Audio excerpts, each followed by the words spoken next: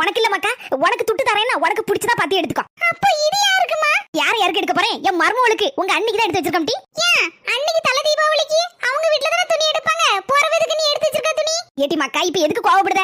ஏடி அவ வீட்ல எடுப்பவோ தல தீபாவளிக்கு எவ்வளவு நாள் எடுத்து கொடுப்பாவோ? ஏடி நம்ம வீட்டுக்கு வாழ வந்த பிறகு அது நம்ம வீட்டு பிள்ளை தானே, என் கையில துட்டு ஒண்ணும் சேராது. அப்பப்ப 5 10ன்னு சேர்த்து வச்சிருந்தேன் பாத்துக்கா, 10 550 ரூபா கிட்ட சேர்ந்துச்சு. அதான் இந்த சுடிதார பார்த்தேன் 500 ரூபா கிட்ட வந்துச்சு, அந்தால எடுத்துட்டேன். எனக்கு நல்ல கலர் பிடிச்சிருந்தா, ரோஜாப்பு கலர். உங்க அண்ணிக்கு நல்ல அளவோல இருக்கும் டி. உனக்கு ஒரு வேலை இல்ல அப்படி சொல்லாதடி. தாய் தகப்பனெல்லாம் மறந்து நம்ம வீட்ல வந்து வாழ வந்திருக்கா, அவளுக்கு சின்ன சின்ன சந்தோஷத்தை நம்ம கொடுத்தாதானடி அவளும் நம்ம கூட சந்தோஷமா இருப்பா. பறவும் மர்மமா வந்துட்டா பிரிச்சுட்டு போயிட்டான்னு சொல்லி என்ன பிரயோஜனம் சொல்லு பாப்போம். நம்ம எப்படி பார்க்கமோ அதே மாதிரி தான் அவளும் இருப்பாவோ. நம்ம பாசத்தை காட்டினாதான் அவளும் பாசத்தை காட்டுவா. மர்மல என்னால ஆன சுடிதார் எடுத்திருக்கேன் மர்மல, நல்லா இருக்கா தீபாவளிக்கு உனக்கு? ரொம்ப சந்தோஷத்தை.